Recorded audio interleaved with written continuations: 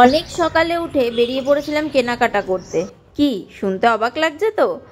এই দেখো টিকিট, শান্তিপুর যাওয়ার কত দামি টিকিট দেখেছো? যেতে আসতেই প্রায় 200 টাকা। যাই হোক, সকালবেলায় উঠে আমার ট্রেনে উঠে যেতে তো খুব বিরক্ত লাগছে। প্রথমত রবিবার দিন, ছুটির দিন, ঘুমটা আমার হয়নি, একটাই দিন পাই ঘুমানোর জন্য। আর আজকের দিনেও ট্রেন একদমই ফাঁকা নয়, যেমন রোজকার দিন ভিড় থাকে ঠিক সেরকমই। তো আমরা শিয়ালদা চলে এসেছি। শিয়ালদা থেকে শান্তিপুর যাওয়ার ট্রেনে উঠবো। অনেকক্ষণের রাস্তা, কোনোদিনই যাইনি। ট্রেন ঢুকছে যতদূর দেখতে পাচ্ছি আমি। যাই হোক, চলো যাওয়ার জন্য এখন অনেকটা সময় লাগবে। সকালে উঠেছি, সারা রাত ঘুম হয়নি ঠিকভাবে, যাই না সারাদিন কিভাবে কাটবে। আস্তে আস্তে যাই আর তোমাদেরকে দেখাই কি কি করি সারাদিন, আর শান্তিপুরে গিয়ে কি কেনাকাটা করি আমরা। তো ঘড়িতে বাজে 8:39, 8:55 আমাদের ট্রেন। আর দেখতেই পাচ্ছ ট্রেন অলরেডি ঢুকছে স্টেশনে। দেখি কতটা কি ভিড় হয় বুঝতে পারছি না, কারণ ফার্স্ট টাইম শান্তিপুর যাচ্ছি। তো ট্রেনে উঠি, তারপর তোমাদের সাথে দেখা হচ্ছে।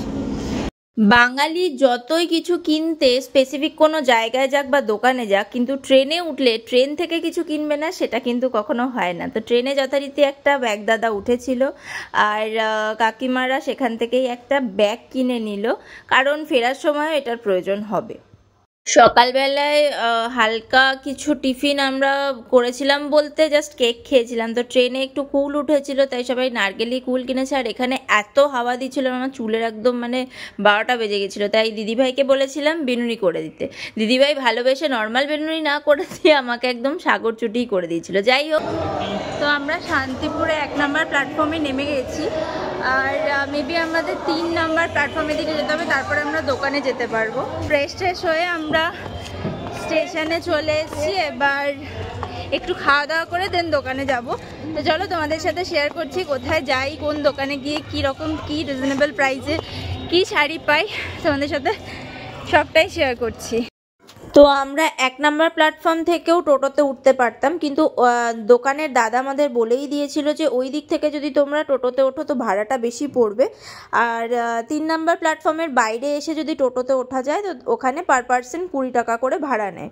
তো আমরা টোটোতে উঠে বাহ্যিক সৌন্দর্য দেখতে দেখতে শান্তিপুরের চললাম দোকানে। তো চলো দোকানে গিয়ে তোমাদেরকে দেখাচ্ছি ওখানকার কালেকশন কেমন। চলে এসেছি আমাদের গন্তব্যস্থলে, নেমে পড়লাম টোটো থেকে। কিন্তু টোটো থেকে নামার পরেই হঠাৎ করে সবার মনে হলো যে না, আগে খাওয়া দাওয়া করে নিই, তারপর আমরা দোকানে ঢুকবো। যেখানে দোকানে গেছিলাম তার ঠিক অপোজিটেই এত সুন্দর একটা বাগান ছিল, যেখানে বসে লিটারালি সবাই পিকনিক করতে পারে। আর আমাদেরও ব্যাপারটা হয়ে গেছিলো এরকম, কিন্তু এরকম বসার জায়গা আমরা সত্যি নিয়ে যাইনি।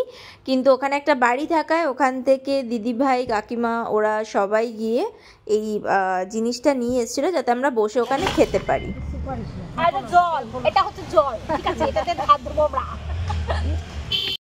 তো খাবারে ছিল পরোটা, ডিম কষা। আর আমি যেহেতু পরোটা খাবো না, এই মুহূর্তে ডায়েট করছি বলে, তাই আমার জন্য ছিল রুটি।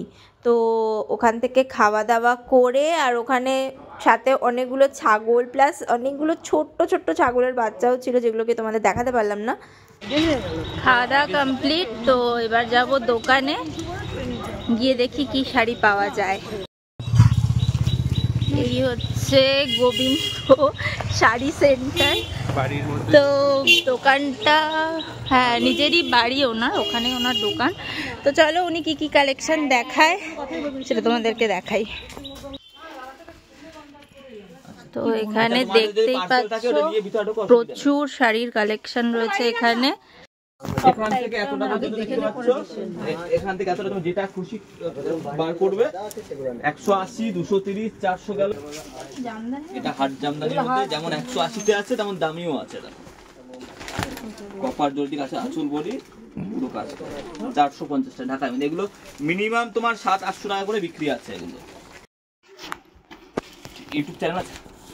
আচ্ছা তোদের এত করিস, ঠিক আছে। এটা হাইফাই ডিজাইন করেছি, ইউটিউব দেখেই তো আসা ওনাদের কাছে, তাহলে ইউটিউবটা হবে না কেন? হ্যাঁ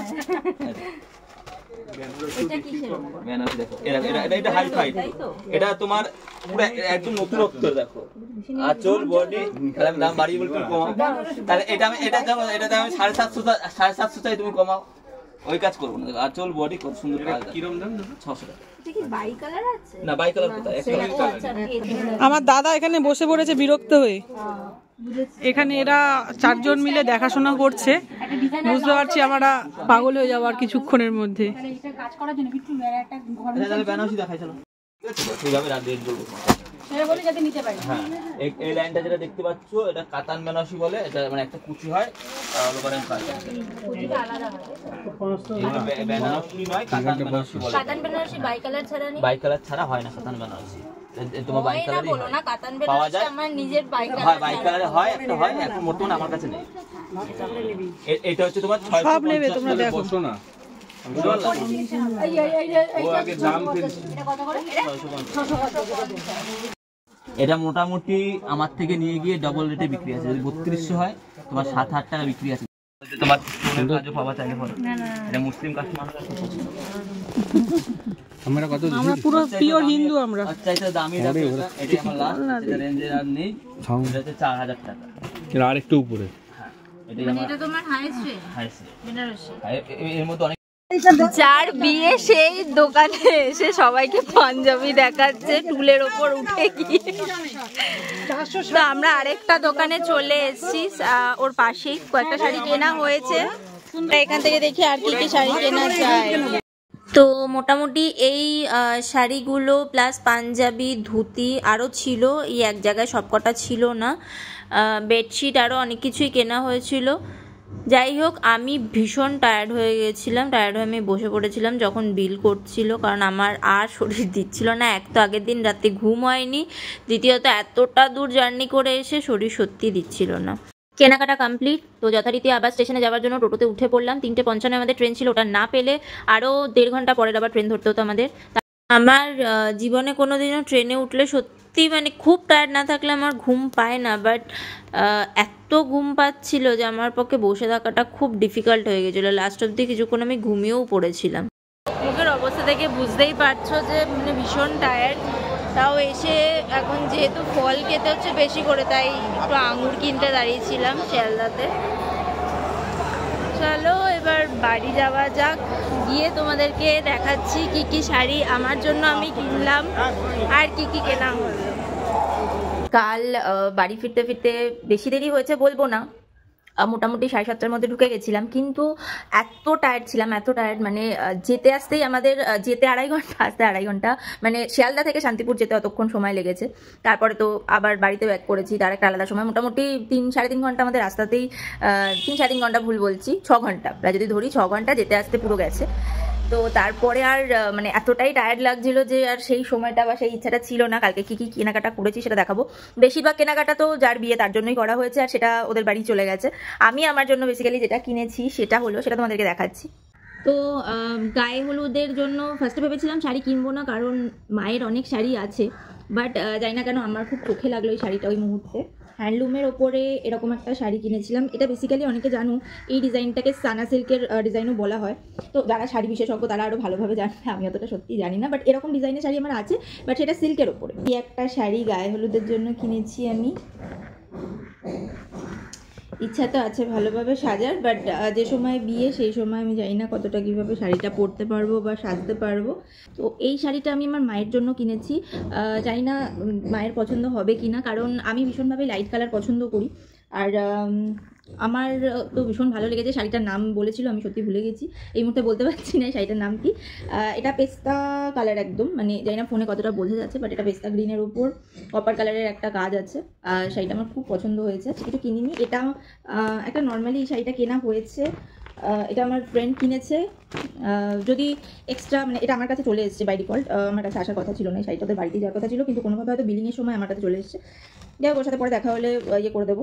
এই একটা শাড়ি, এটা জানি না ওর মায়ের জন্য কিনেছে কিনা, বাট আমাকে বলেছিল একটা এক্সট্রা শাড়ি কিনে রাখা ভালো, যদি পরে কখনো লাগে কোনো অনুষ্ঠানে পরে নিতে পারবে, সেটা যেই হোক না কেন। তো যাই হোক, এই শাড়িটা আমার সেরকমভাবে নয়। আর হচ্ছে এটা আমাকে যার বিয়ে সে আমাকে গিফট করেছে, কারণ সে যেহেতু সবাইকে গিফট করছে, আর ও আমার দাদারই সমান, তো ও মনে করেছে আমাকে এই শাড়িটা গিফট করবে। আমি ফার্স্টে বারণই করেছিলাম, কিন্তু বললো যে না, আমি আমার বিয়ে উপলক্ষে সবাইকে দিচ্ছি, তো তোকে আমি কেন দেবো না। এটা হচ্ছে এগেইন এটা আবার একটা লাইট কালারের শাড়ি। এটাকেও কি শাড়ি বলে, আমি শাড়ির নাম তোমাদেরকে কোনোটারই বলতে পারবো না, কারণ আমি শাড়ি পরতে ভালোবাসি ঠিকই, কিন্তু আমি শাড়ির সেভাবে নাম জানি না কোনোটাই। এটা হচ্ছে আঁচল। আমি ভীষণভাবে চওড়া পাড়ের শাড়ি খুব পছন্দ করি, কিন্তু এগুলো চওড়া পাড় হয় না কোনো।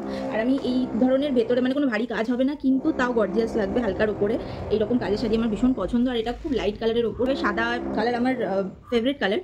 তো হোয়াইট কালার ছাড়াও মানে আমি যদি কোনো কালার পছন্দ করে থাকি, সেটা যে কোনো লাইট কালার, যে কোনো কিছু লাইট কালার আমার ভীষণ পছন্দ, যার জন্য আমি বাড়িতে প্রচুর বকাও শুনি, যেহেতু মানে সারা কিছুতেই মানে সব কিছুতেই আমি লাইট কালার ইউজ করি। যাই হোক, শাড়িগুলো কেমন হয়েছে সেটা জানিও, এটাও জানি না কবে পরা হবে, বাট অ্যাজ আ গিফট এটা আমার ভীষণ পছন্দ হয়েছে শাড়িটা। তোমাদের কেমন লেগেছে সেটাও জানিও। আর আজকের মতন ব্লগটা এখানেই শেষ করছি, দেখা হবে তোমাদের সাথে নেক্সট ব্লগে। ভিডিওটা ভালো লাগলে প্লিজ লাইক করো, কমেন্ট করো, শেয়ার করো, সাবস্ক্রাইব করো, আর পাশে থাকা বেল আইকনটাকে ক্লিক করতে ভুলো না। আজকের মতন টাটা।